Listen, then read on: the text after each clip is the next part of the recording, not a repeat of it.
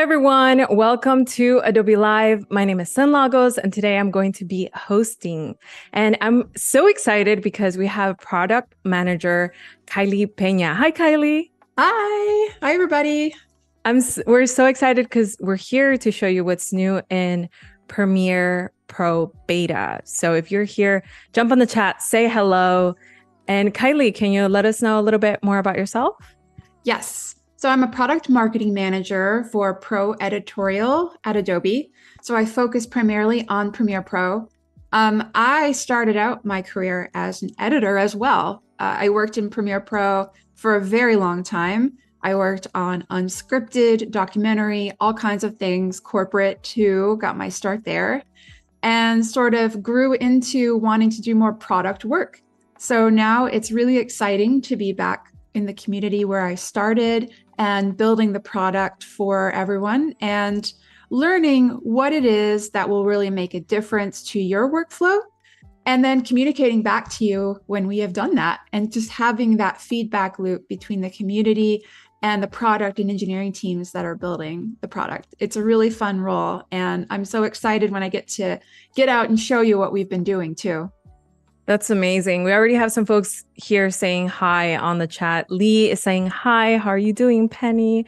Also Robert, and we have Alex. Yeah, definitely this. I love that you mentioned the community aspect of everything, because we want the chat to ask us questions along the way and let us know your insight. Are you just starting Premiere? Are you, already a big fan? We're here to answer along the way. So let us know a little bit more, Kylee. What do we want to jump on Premiere first? Yeah, why don't we jump into my screen and I can get us started. Cool. Perfect. Well, first, I want to share, if you have never used the beta, if you're a Creative Cloud subscriber, you have access to it. If you go to your Creative Cloud desktop app, over here in the left-hand side, you'll find beta apps right here. Let me circle that for you right there. If you just click on that, you get everything. So you can get, whatever you're subscribed to, you get the beta access. And then once you're inside the app, you can give us feedback from directly inside the app right up here, this little guy up here. So you can be in the beta and you can also be in the most recent release at the same time. And those two things install separately. So you can try out the beta, you can go try out what's new, and you can go back and forth. And you can also bring your project back and forth as long as the large number in the release stays the same. So if you're on 24 and you try the beta for 24 dot whatever, you can go back and forth between those without doing any conversion, which is really cool as well, to try out some new things in your projects. So yeah, I recently had to do that, actually. I was working on a project on beta, and then I had my regular Premiere. So that was curious, a curious thing that I wanted to make sure of. Yes. The conversion. And it's so useful for us to have a public beta with so many people in it, because we put features out that we're pretty sure, like, we've spent a lot of time on them. We've talked to a lot of people, but at a certain point, you need to show a lot of people, because everyone has such a unique workflow in Premiere Pro. It's so flexible. So many different kinds of content are cut in it. So we want to, just do that other check and get some signal about if we're definitely on the right track. Yeah, that's so interesting. So definitely use that filter. I think that little, it looks like a little lab. I don't even know what that icon is, but I use it quite frequently across the board, even in other platforms. So it's there for feedback, and there are real folks who listen to this feedback. Absolutely. I actually have a Slack. We have Adobe, we use Slack, and I have a Slack channel. Every time somebody is on the beta forum and makes a suggestion, I get a notification. Perfect. So you're part of a forum and everything. Yeah, it's like a nonstop feed of really cool ideas. It's just a matter of figuring out, like, okay, how do we do all this? What order do we do it in? Which is another thing that helps us prioritize having beta out there. Oh, so then you have to see, okay, some of these suggestions are more popular, or they're really being put forth by everyone in the community, and so you try to implement them. Yeah, things that are more popular, obviously, we try to do those fast. There might be things that we're working on or something that we're trying to get done, but we've also got some competing priorities, and then we're seeing it a lot. So we're like, okay, let's speed this one up. So, like everywhere else, every other thing that you do, it's a matter of spinning all the plates and figuring out which ones you can keep up, and then delivering stuff that really matters in a cohesive workflow. That's awesome. I bet there's so many workflows out there. Yes. That's always the Yes. thing, right? But we're creative at heart, so we're so inventive, and we find new ways to either fit our project needs specifically or fit our need for speed, right? Absolutely. That's a big one. Yes. Yeah. So why don't I show you a few things that we hope will help you with that need for speed and flexibility? Awesome. Yeah, let's All right. do it. The first couple of updates are to collaboration in Premiere Pro. And the first one is team projects. We call it invite to edit. So first, if anyone's not familiar with team projects, I want to talk about that just a little bit. What team projects allow you to do is to edit collaboratively in the same shared project wherever you are. So if you're somebody who's working with a co-editor or an assistant or a producer, you can invite them to share changes and sequences and or comps in After Effects in one project. So what happens is that project file is hosted in the cloud. And so all the everything's published to the cloud and back. And you all just work there. You figure out how you want to share your media. Some people ship drives and mirror a drive. Some people use some kind of cloud storage. But then the project file where all of the decisions are being made is in the project file is in the cloud. So then you get this real-time centralized view of all the collaborators. You can do sequence locking. You can publish edits. You can even edit offline if you're not on internet right now and then publish those changes later. So anybody can do a team project. If you go to File, New, and go to Team Project up here, you can start a new team project. You don't have to have a special version of Premiere or a special tier subscription. You have access to it. And so what's new with team projects for this beta is we have this fancy new share button up here, which makes it even easier to find ways to share the work that you're doing.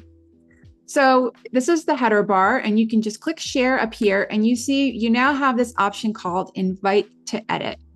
So that makes it just even easier to make any of these projects you have collaborative. You just add collaborators straight away, and it will convert your project to a team project so you can start working right now. So instead of going to File, New, or Convert to Team Project, just up here. So I'm just going to do that. I'm going to hit Invite. I'm going to save my project. So then you get this Convert to Team Project and Invite dialog. So I can change the team name here if I want. I can put a description because my recipients will get that. And then I can add collaborators here. So if I hit invite, I can invite, let's invite the lead product manager for Premiere Pro. I just add him here and hit invite. And it'll say invite pending, and then I'll hit close. And there are some other options here. So you have quite a few options. And then I just hit convert. And it will invite my collaborators to collaborate. It will convert the project to a team project. It'll host it in the cloud, and then it will open this new project ready to go. And then you can see here, I've got a bunch of unpublished sequences and bins because then I can decide what I want to publish. But I can just go ahead and hit publish here. And I can choose if I want to publish the whole project. I can add a comment. So people that get my sequences will see like what I changed, what I want them to look at, things like that. And I can just hit publish. And then all of these changes are published up here to the cloud. So you can see right here, you can always see changes that are being made. So if I open this one back up and I start making some changes, let me just make some changes here. You can see now it says that I'm editing it right here. And then, so I made those changes, and then I can hit publish. And again, I can publish that. So I can be editing, and then while I'm editing, Francis can't interact with this until I publish it. And then I just publish it, and then now he will see it right away. So it's really cool to be able to invite to edit straight away from that header bar. It's really easy to just do it really fast. And then once people are in here, you can also look up here at the top to see who is in the project. Button. So when he's clicking, you can see that he's here. And when he accepts it, his little icon will be up there. It's kind of like Google Docs. It's pretty fancy. Oh. So that is invite to edit. So does it also show it while this person is actively editing? Yes. So it'll show which sequence he's in, and it'll show a symbol saying that he's in that one and I can't mess with it right now. Or if I do, it'll make a separate copy and then we can reconcile them later. Yeah. So it is quite familiar, like Google Docs, whenever you can see somebody editing it. Wow, yeah, so it's very intuitive. Yeah, let me switch back here. So I imagine this is an editor-to-editor collaboration, sort of, not so much feedback. Hey, maybe this is, I'm thinking into different workflows. So for example, delegating to another editor so that they can complete a certain part, or maybe if I want to send it to the audio designer so that they can add all the different audio edits. Right. I can imagine that happening. So this is someone I can trust that they're going to jump into the timeline, keep my files in order and all the works, right? It's a little bit like, how do I let go of that? Right. Delegating is such a peculiar thing.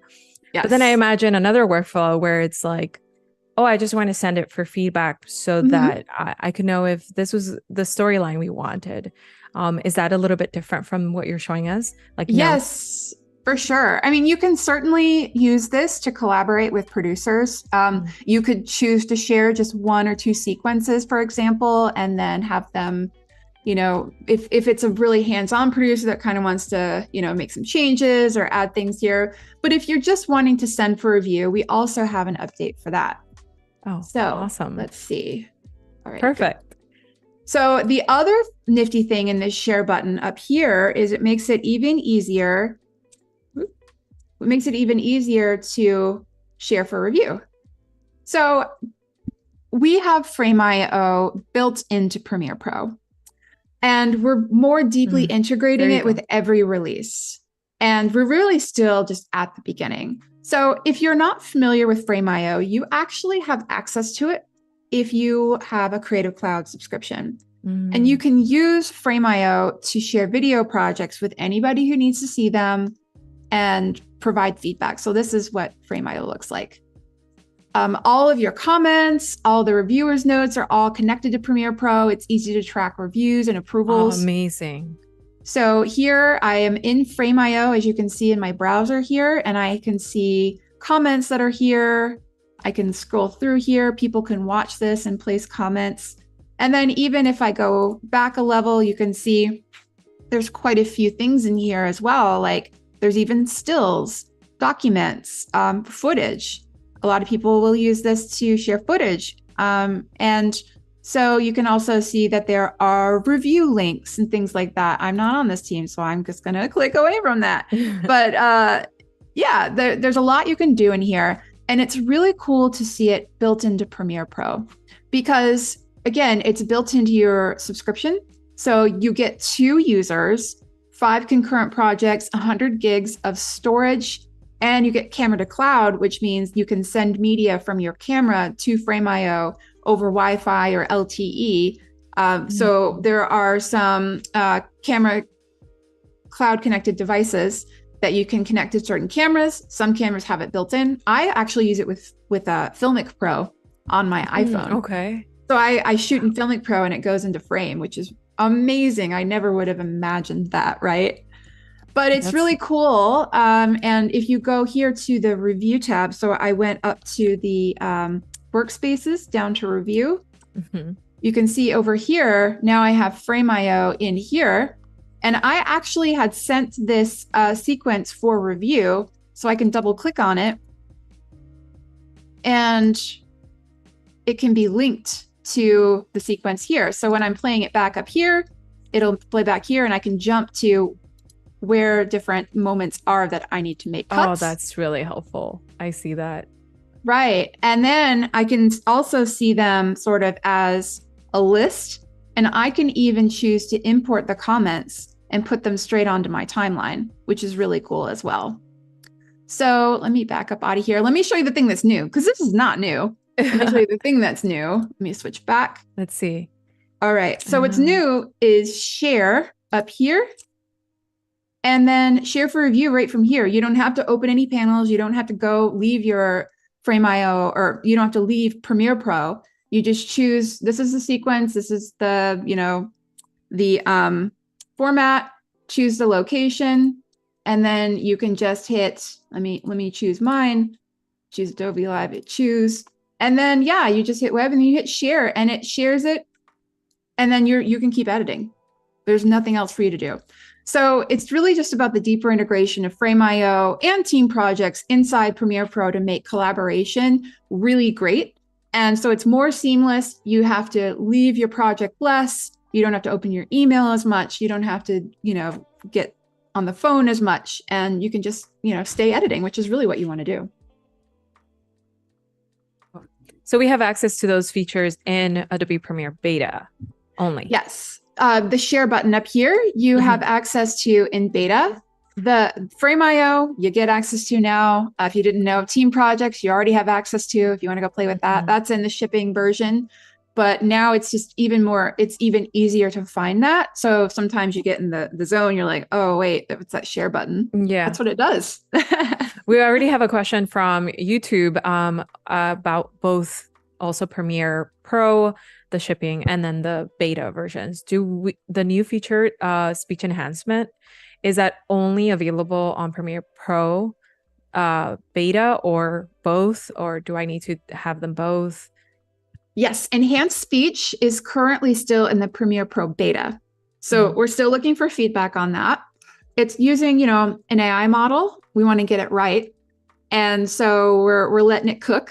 And we would love your feedback on where it works. And we know there are instances where it's not as good because of the nature of how the model works. So give us feedback. Let us know where it's working. And hopefully we'll have that out soon enough for you in the shipping version. And also where it's not working. Like, what kind of scenarios did you run into that didn't work? And maybe those could be improved upon. Yeah, we've been getting a lot of great feedback. We even get people sending us audio files that we can look at. It's really good. Amazing. Yes. Yeah. What are some of the scenarios you found that are very good? Like if you have street noises, crowds. Yeah. Anything without a lot of other talking, because what it's looking for is human speech. And it's trying to essentially, this is oversimplified and the engineers will be like, well, but it's essentially trying to make a guess at what a noise-free enhanced version of that sounds like. And so if it's trained on human speech, then it's going to think that all human speech is what's supposed to be left in the recording. If you have something with a pretty good noise to signal ratio, so like I'll record something on like my MacBook mic and you can hear the room sound, you can hear the fans and stuff like that. That works really well. We've seen some of our community doing amazing stuff. One of our collaborators shot in an echoey parking garage, and I was like amazed. Someone else recorded in their Jeep with the top off with all that wind sound. Yes. Yeah, I was like, wow, it is like magic, honestly. It's funny because your brain starts to get like a train that those are scenarios that are a nightmare to edit and post. And now it's like, okay, but wait, I have an option. We have Robert here saying that the enhancement in the beta is much better than the release version. So I think I don't know what they're referring to exactly, but they did it with a 20-year-old video. Oh, wow. And it was 10 times better. That's a great point. Some videos that you've discarded, you're like, these are just not going to work. Yeah, one of our demos was with archival material from like 1991. And it just kind of got rid of that tape hum and just like boosted it. Some of that like body that you would have lost over years of transfers was brought back, which is really cool. I wonder that radio the very quintessential radio sound of like, I don't know, Kennedy speaking Yeah, through like the radio. tinniness. That Yeah. that kind of I haven't sound. tried that. It's so specific to that time period. So in a way, you kind Yeah. of want to keep it for that Mhm. reason. But I would be curious to see how that would work out. Right. Yeah. Sometimes the noise is part of the story, and sometimes it's distracting, and you need sort of a happy medium. And that's why we added the mix amount slider so that it's not just 100% enhanced or 0%. You can choose how much. So sometimes just taking down the noise a little bit still Mm, preserves that authenticity while making it clearer to hear it. Because dialogue clarity is so important. yeah, sure enough. And does it get have you found that you run into any issues with like language barriers? Like if it can it detect different languages in order to detect the voices? Yeah, it's language, pretty much language agnostic. It's Okay. just, it's really just about um, the speech Okay. itself. So if it hears human speech, then that's what's important. Got So it. yeah, yeah, Awesome. yeah. But So you also we find it have right here in the essential yes. sound panel. Yes, it's that little button right there, but it's really powerful. Yes, I Awesome. I do have one more thing in beta to show. We have a couple more minutes. Yes, great. This will be great for any of you that publish to social media channels. Mm-hmm. You can export and publish directly to social media. You've been able to do this for a little while, but we've added some new destinations and kind of zhuzhed it all up. So we now have new support for export directly to TikTok, YouTube Shorts, uh, Amazing. yes, and Facebook Reels. So you can create your posts and essentially add your captions, your hashtags, everything that you might want, your keywords, and send it straight over to TikTok without having to, leave behind the app. Let me actually open my sequence here. And So this let is me. like a direct partnership with TikTok, right? We know we run into those excuse me, those issues where when you post from elsewhere on TikTok, we get like a almost like hit in the hand, like, wait, you're not going to Right, get as many previews, as right. many views. But Mm-hmm. this is in collaboration. Yes. Yeah, we have we work closely with all of these like TikTok with, Meta, and it is really important to call out. I'm glad you did. We Mhm. made it so that you can post directly from Premiere without compromising quality or ranking. So your engagement won't take a ding, nothing like that. You can also choose to upload them as drafts to TikTok, which is really helpful as well, because sometimes you don't want it to just go straight up there. So yeah, you can see you can do captions here. You can select if you want it private, allow users to stitch, all those things. So, and you can That's also choose amazing. to delete the local file after the upload. So you don't have to have like every single version of it that you produce for all these different social media. So it's really nice to be able to program all that stuff in and just send it without having to then, export, go to TikTok, upload it, do all your stuff on your Right. Get phone. Yeah. distracted. Get distracted. Yeah. Yes. Yeah, I think that's a big game changer in itself because we often we like working on these phones, these tiny surfaces, but some of us love using the big screens and kind of compartmentalizing. So Right. for me, just hearing about this was a big deal because it makes me feel like I can post from a professional headspace and not get caught up and lost in like the activity of being a social media Right. audience. Right. Yeah. As soon as I open TikTok, it's over. Yeah. It's like I'm like, what was I here for? 3 years later have passed, you uh-huh. know? Yeah, yeah. Like Yeah, 20 totally. hours later, I'm like, oh, I am deep in the weird part of TikTok and I was supposed to Oh post my a God. reel. Oh, yeah. Yeah. It's pretty, Kevin says, yeah. I love this feature. Yeah, we hope to see you using this feature and seeing the workflows that you use for this. I know that I often use those vertical templates within Premiere Yes. as well. Yes. Um, And a little bonus for y'all. I yeah. think we have a moment. So another thing, this is not in beta, but it is really helpful for this, Hmm. for the new social. If you go to a new project, and up here, so I'm on the import page. Up here, you'll find, and this is in 24.0, so you can actually play with this today. I've You'll used find it. Project template. Yes. And so you can find here also social media template project. So I'm just going to hit create Wonderful. and show that real quick for you. So in here, we have all of these templates for social media. So if you go, TikTok vertical, I used this over the weekend too. It's got safe zones. So you can see exactly like this is where the text is going to be. This is where all the interface, this will be cut off. And these are overlays. So you can basically turn them off and on just to make sure that you're in the right spot. And then here's a caption. You can add I a used to make those manually. Right. Yeah, this is So really, now really helpful. and it's so helpful. So you don't make captions and forget like, oh, it's going to get covered up by the text at the bottom. So Wonderful. yeah, the purpose of these is to get your framing right and then turn these layers off. They're just guides. And then, you have the right sizing. You've got everything visible. So For those are really sure. helpful too. Well, we can't wait for everyone to start using some of these features. Let us know how you feel about them, whether you're liking them, whether there's room for improvement. We're here to hear it all. Thank you, Kylee, for all of these Thank you. really cool insights. This has been fun. I'm going to rewatch it for sure. Absolutely. Yeah. Go try the Premiere Pro beta. Let us know what you think. Thanks, everyone. Thank you.